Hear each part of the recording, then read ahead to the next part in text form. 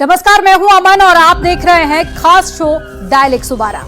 जुर्म के खिलाफ जंग। इस स्पेशल बुलेटिन में आपको दिखाएंगे सावधान करने वाली खबरें। अपराध की दुनिया से जुड़ी हर खबर से करेंगे आपको खबरदार। हम आपको करेंगे हर जुर्म से सावधान, क्योंकि सावधान रहेंगे तो सुरक्षित रहेंगे।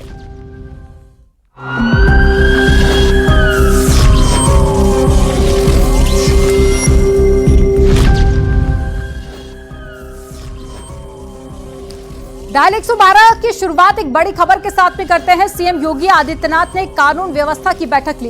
कानून व्यवस्था दुरुस्त रखने के निर्देश दिए, आदेश दिए और रेल ट्रैक पर सिलेंडर, ट्रेनों पर पथराव पर कहा कि ऐसी घटनाएं चिंताजनक है। ये सीएम योगी आदित्यनाथ की तरफ से कहा गया। रेलवे प्रशासन, पुलिस को मिलकर काम करने की जरूरत है। लोकल इंटेलिजेंस को और मजबूत किया जाना चाहिए। तो एक बड़ी खबर आपको बता रहे हैं। मुख्यमंत्री योगी आदित्यनाथ ने कानून व्यवस्था पर बैठक की और कानून व्यवस्था दुरुस्त करने के आदेश भी दिए। ट्रैक पर सिलेंडर, ट्रेन पर पथराव जैसे मामलों पर कहा कि हमें सुरक्षा और भी ज्यादा बेहतर करनी होगी और ऐसी घटनाएं चिंताजनक हैं।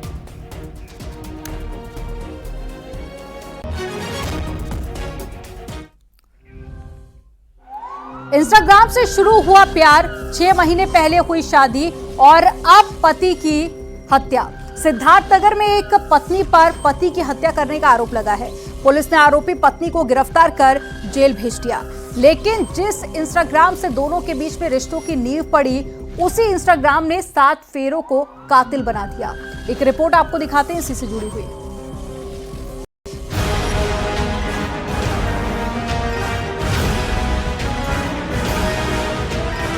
प्यार, मोहब्बत, शादी और मर्डर की ये कहानी है सिद्धार्थनगर की, जहां पत्नी ने अपने पति की हत्या कर दी। दोनों ने 6 महीने पहले ही कोर्ट मैरिज की थी।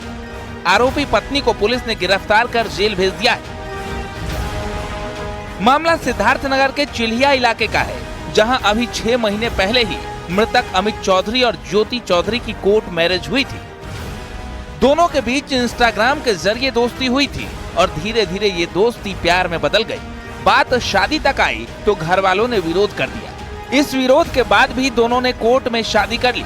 ये लोग अपना लव मैरिज किए, उसके बाद कोर्ट मैरिज हुआ, कागज बना। जी जी जी 7 महीना के करीब में हुआ दोनों का, मतलब शादी बाप अपने घर से किया, जबकि इसके माँ बाप निकाल दिए। जी जी अपने घर से कम 1.5-2 लाख लगा के दोनों लड़कों लड़की का शादी यही हमारे ही जमीन पर ही किया जी उसने। जी जी जी और उसके बाद में दोनों का चल रहा था, जी अपना रह रहे थे दोनों। प्रेम प्रसंग चल रहा था। हमने दोनों आपस में रह रहे थे। शादी के बाद अमित अपनी पत्नी ज्योति के साथ अपने गांव घर में अलग रहने लगा। मृतक के पिता ने बताया कि दोनों आराम से यहाँ रह रहे थे, लेकिन इनके बीच में कभी कभी कुछ विवाद होता रहता था। विवाद की वजह थी इंस्टाग्राम। दरअसल ज्योति सोशल मीडिया पर कई लड़कों से चैटिंग करती थी। अमित ज्योति को किसी और से बात करने से मना करता था। यही बात ज्योति को नागवार गुजरी। अमित के रोक टोक से नाराज ज्योति ने अमित की हत्या की प्लानिंग बनाई। 3 अक्टूबर की रात अमित को उसने बाबू सोना बोलकर प्यार से खाना खिलाया। खाने में नींद की दवा मिलाकर दे दी। अमित के सो जाने के बाद ज्योति ने उसकी हत्या कर दी। बीच बीच में लड़ाई झगड़ा मोबाइल होता पे रहता था। किस लिए? कोई फालतू कॉल आता था। जी जी अब इंस्टाग्राम की लड़कियों को जानते हैं आप, समझ रहे हैं आपकी बातों। फालतू कॉल आता था तो उस पर वो बोलता था जी कि मतलब कहीं कॉल मत करो, ये कॉल सब मत करो। हाँ। जी जी जी उसके बाद में मामला ये हो गया। आज 4-5 दिन पहले ये दवा कराने ले गया था उस लड़की का। जी जी कुछ तबीयत उसका गड़बड़ था, जी दवा कराने ले गया। उसके बाद वहीं से वो कोई मेडिसिन लिया, जो तुम नशीला मेडिसिन लिया उसने। अच्छा अच्छा नींद दूध का। नींद का लिया था। हाँ, वो लड़के को हमारे ख्याल से खिलाई उसने। अच्छा, वो अपने स्वयं खिलाई है। हाँ, स्वयं खाने में खिलाई और उसको बेहोशी हालत में करके तब उसको मारी है। तकिया उसको खुद बयान दी है। बताया जा रहा है कि ज्योति पूरी रात कमरे में मौत की नींद सो रहे अपने पति के साथ रही और सुबह उसने खुद पुलिस को फोन कर इसकी सूचना दी। पुलिस ने हत्यारोपी पत्नी ज्योति को मौके से गिरफ्तार कर जेल भेज दिया है। ज्योति पत्नी अमित चौधरी, उम्र 20 वर्ष, द्वारा बताया गया कि 6-7 माह पूर्व उनकी कोर्ट मैरिज शादी हुई थी। किसी बात को लेकर पति से विवाद चल रहा था आपस में, जिसके कारण उनके द्वारा हत्या कारित की गई। 7 जन्मों के साथ का वादा देकर 7 फेरे लिए, लेकिन शादी के 6 महीने में ही प्यार की इस कहानी का अंत हो गया। अंत भी ऐसा कि जिसे देख और सुनकर हर कोई हैरान है। बाबू सोना बोलकर पत्नी ने पति को प्यार से खाना परोसा और फिर उसे मौत की नींद सुला दी। Bureau report, news 18। मैनपुरी में नशे में धुत लड़कों को जिम में घुटने से टोकना महंगा पड़ गया।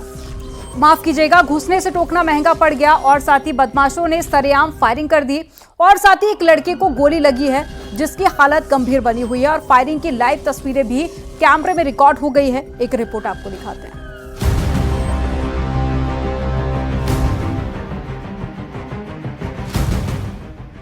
मैनपुरी में सीसीटीवी कैमरे की तस्वीरें एक जिम के बाहर की, जहां दो लड़के बेखौफ होकर गोली चला रहे हैं। दबंगई ऐसी कि बीच सड़क पर इनको पुलिस और आम लोगों का डर नहीं, सरेआम गोली चला रहे हैं। कोतवाली थाना क्षेत्र में स्टेशन रोड पर हुई इस घटना में गौरव नाम के एक लड़के को गोली लग गई। गौरव की हालत गंभीर बनी हुई है, जिसे इलाज के लिए सैफई पीजीआई भेजा गया। जिम संचालक के मुताबिक दो लड़के जिम के भीतर नशे की हालत में आए थे। उस वक्त लड़कियां भी जिम के अंदर एक्सरसाइज कर रही थी, लिहाजा उन दोनों को अंदर आने से मना किया गया। लेकिन कुछ देर बाद वो फिर से आए और बाहर फायरिंग कर दी। 6 बजे दो लोग आए और आके जिम में उन्होंने दारू पी रखी थी बहुत ज़्यादा। आगे जिम में बदतमीजी करने लगे, लड़कियां एक्सरसाइज कर रही थी और गाली गलौज करने लगे। तो मैंने उन्हें उठा के बाहर करा, मैंने कहा जब नशा उतर जाए तब आना। फिर वो दो लोग चले गए यहाँ से।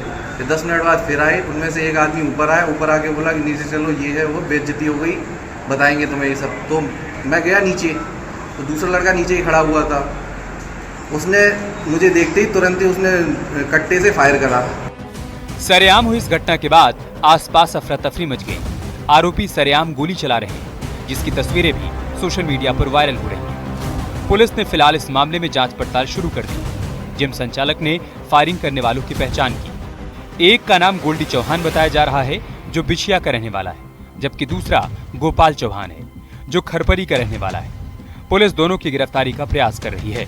इसमें एक गोल्डी चौहान है, गोपाल चौहान, दोनों लोग बताया जाता है कि शराब के नशे में थे और जब जिम संचालक ने इनको मना किया तो इन दोनों ने गाली गलौज की और उसमें से इन्होंने फायरिंग भी की, जिसमें एक गौरव विश्वास वो गांव के रहने वाले जो वहाँ पर जिम में थे, उनको गोली लगी है, जिनको अस्पताल में ले जाया गया, जहाँ पर सुरक्षित बताया गया और इनके विरुद्ध सुसंगत धाराओं में अभियोग पंजीकृत किया गया है और इनकी गिरफ्तारी के लिए टीम लगा दी गई है।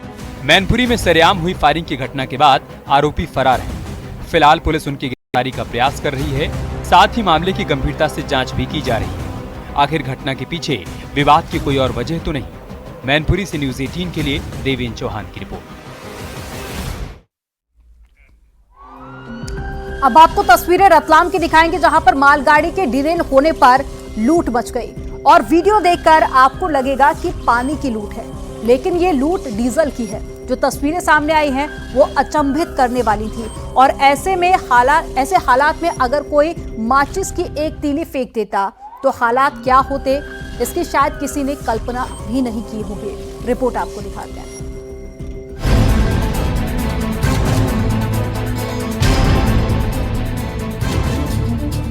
ट्रैक के पास लंबी लंबी कतार,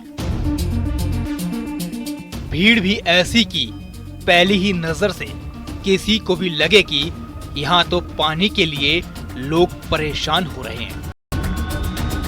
ऊपर से नीचे तक देखिए कैसे लोगों का रेला लगा हुआ है, लेकिन ये कतार पानी के लिए नहीं है, बल्कि यहाँ तो हो रही है डीजल की लूट लाइव।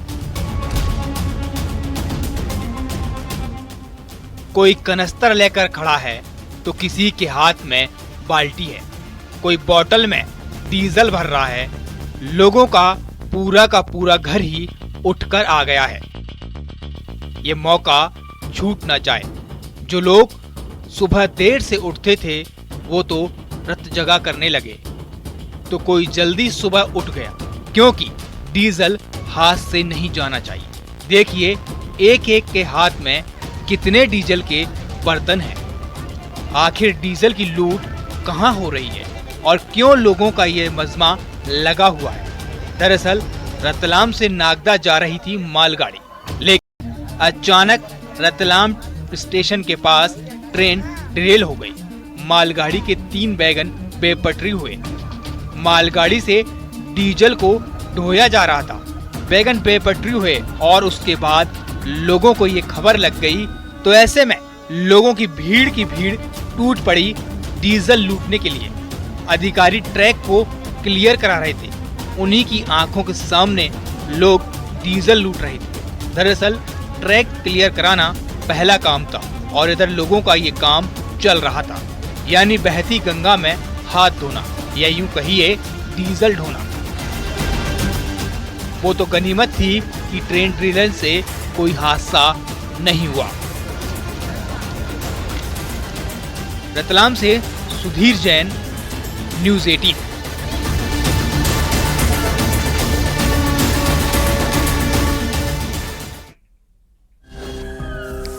एक हत्याकांड जिसमें 2 जिले और 3 शहर शामिल है। अमेठी शहर, रायबरेली और साथ ही ऊंचाहार। दिन 3 अक्टूबर था और समय शाम के 6:30 बज रहे थे। जगह अमेठी का अहोरवा भवानी गांव, जहां एक घर में एक सनकी ने खून की होली खेल डाली। टीचर, उसकी पत्नी और 2 मासूम बच्चों की हत्या कर दी। क्या है ये पूरा मामला, एक रिपोर्ट में आपको दिखाते हैं।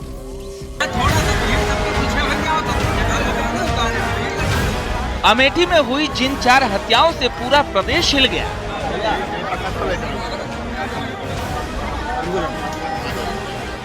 सबसे पहले उस जघन्य हत्याकांड के आरोपी को देख लीजिए, चंदन वर्मा।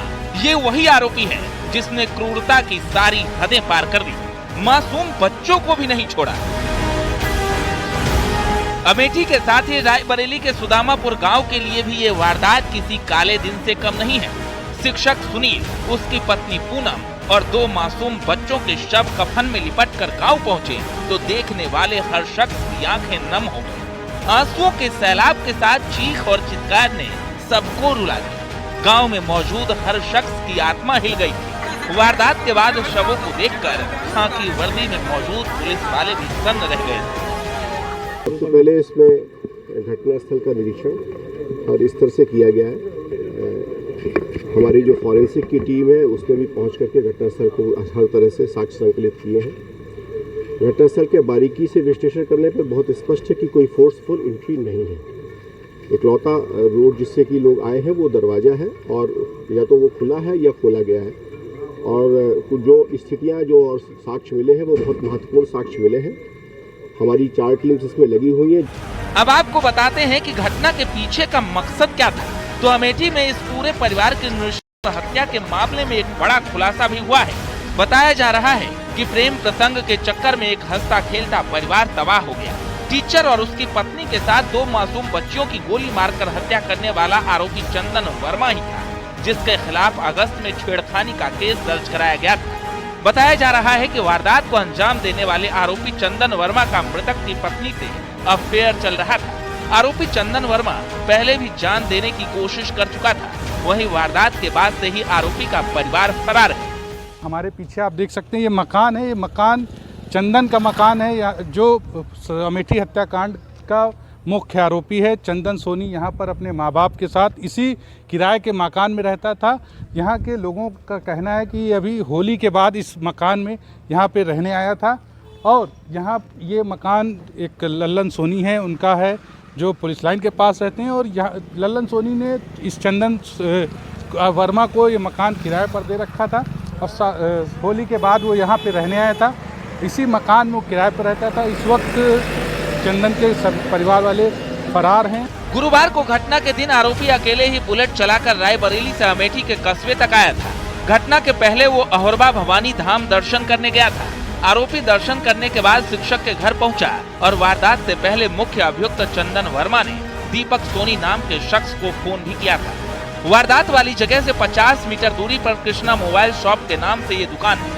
आरोपी दुकान पर बुलेट खड़ी कर शिक्षक सुनील कुमार के घर पहुंचा और पूरे परिवार पर ताबड़तोड़ गोलियां बरसाकर हत्या कर दी और वारदात को अंजाम देने के बाद पीछे की बाउंड्री वॉल फांदकर आरोपी फरार हो गया। गेट से कुछ कोई नहीं निकला, सब मतलब बाहर से कोई निकला ही नहीं, कोई नहीं निकला। सब लोग गेट पे सब 10-15 आदमी लगभग रहे लगे। तो सब पीछे से निकले हैं? हाँ, जैसे भी निकले हैं। पुलिस ने आरोपी चंदन के व्हाट्सएप से खुलासा करते हुए बताया कि उसने 12 सितंबर को अबाउट मी में लिखा था कि 5 लोग मरेंगे, यानी टीचर सुनील कुमार, उसकी पत्नी पूनम और 2 बेटियों की हत्या के बाद चंदन खुद को भी मारना चाहता था। सूत्रों के मुताबिक अमेठी पुलिस ने आरोपी को गिरफ्तार किया है, उससे पूछताछ जारी है। आपको बता दें, मृतक अध्यापक सुनील कुमार अपनी पत्नी पूनम और 2 बेटियों के साथ किराए के मकान में रहते थे। मार्च 2021 में सुनील कुमार का अमेठी जिले में ट्रांसफर हुआ था और इस मकान में करीब 3 महीने पहले ही शिफ्ट हुए थे। ये वही मकान है जहां पर पूरे परिवार की हत्या की गई है। सिरोतनगंज थाना क्षेत्र का ये वो भीड़ भाड़ वाला इलाका है जहां पर शाम के वक्त ये घटना को अंजाम दिया गया है। पति पत्नी और 2 मासूम बच्चों को गोली मारकर उनकी हत्या कर दी गई है। 18 अगस्त के आसपास बताया जा रहा है कि रायबरेली जिले की नगर कोतवाली में एक छेड़छाड़ और SC/ST का एक मुकदमा दर्ज कराया था, जिसके बाद उस एंगल से भी पुलिस जोड़कर पूरे मामले को देख रही है। अमेठी में हुए इस हत्याकांड ने पति पत्नी के साथ ही 2 मासूमों की जान ले ली। हत्यारे को तनिक भी दया नहीं आई, मासूमों की जान लेते हुए उसके हाथ तक नहीं कांपे। पति पत्नी और मासूम बच्चों की हत्या ने हर किसी को भीतर से हिला कर रख दिया। Bureau report, news 18।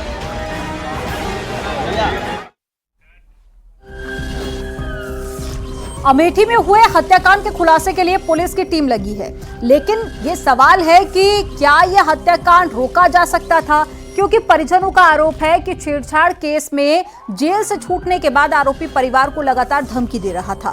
खैर, अब पीड़ित मां ने आरोपी के एनकाउंटर की मांग की है। रिपोर्ट आपको दिखाते हैं।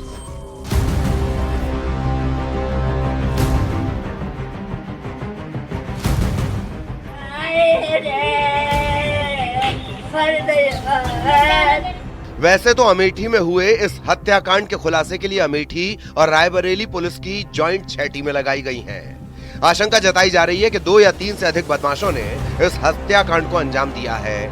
मौके से पुलिस को 9 खोखे और 1 जिंदा कारतूस भी बरामद हुआ है। पुलिस की जांच में फिलहाल पता चला है कि हत्याकांड में 2 से अधिक असलहों का इस्तेमाल हुआ। फिलहाल जांच जारी है। हम सभी लोग आए तो यहाँ पर ये देखा गया, पूरी छानबीन की गई, तो इसमें किसी भी प्रकार की लूटपाट या इस तरह की घटना कारित करने का ना तो कोई प्रयास किया गया है, ना ही इस प्रकार की कोई घटना हुई है। अभी तक जो प्रथम दृष्टया ये पता चल रहा है कि करीब 18 अगस्त के आसपास इन्होंने एक मुकदमा एक चंदन वर्मा के खिलाफ रायबरेली कोतवाली में लिखवाया था, SC/ST और छेड़छाड़ की घटनाओं में। पुलिस अब भले ही जांच में तेजी दिखा रही हो, लेकिन हत्याकांड को लेकर पुलिस पर सवालिया निशान है। बताया जा रहा है कि इन 4 हत्याओं का सीधा संबंध 18 अगस्त को हुई वारदात से है, जब आरोपी चंदन वर्मा ने टीचर की पत्नी से छेड़छाड़ की थी और पुलिस ने आरोपी को जेल भी भेजा। लेकिन जेल से छूटने के बाद चंदन वर्मा परिवार को कई बार धमकी दे रहा था जान से मारने की। इस मामले में रायबरेली पुलिस पर लापरवाही का आरोप लगा है। चंदन वर्मा के बारे में पता है, वो आता था यहाँ गांव में बच्चों के साथ फेरी लगाता था, जहाँ मेरी बेटी रहती थी वहाँ भी जाता था, कुछ आदमियों के साथ जाता था, आदमियों के साथ रहता था, आदमियों से देखा व्यवहार करता था और उनको मारने की धमकी देता था। FIR के बाद आपकी कोई बात हुई थी? FIR के बाद हमसे बात नहीं हुई, लेकिन घर वालों से बात हुई, कहा था कि इनको कैसे सुलह हो जाए, नहीं तो हम इनको कुछ करके जाएंगे जेल। 4 लोगों की हत्या से परिवार सदमे में है। आरोपी चंदन के खिलाफ पीड़ित परिवार में इस कदर गुस्सा है कि आरोपी का एनकाउंटर तक करने की मांग हो रही है। फिर दामाद का फोटो दिखा, 2 बच्चियों के फोटो दिखाए हमको दिया। अब सरकार से क्या मांग करते हैं? हम सरकार से यही मांगते हैं, उसको देखते ही एनकाउंटर कर दी जाए। ये हत्याकांड कितना जघन्य था वो आप इस बात से अंदाजा लगा सकते हैं कि शिक्षक सुनील कुमार को 3 गोलियां मारी गई हैं और शिक्षक की पत्नी पूनम को 2, इसके साथ दोनों बच्चों को 1-1 गोली मारी गई थी।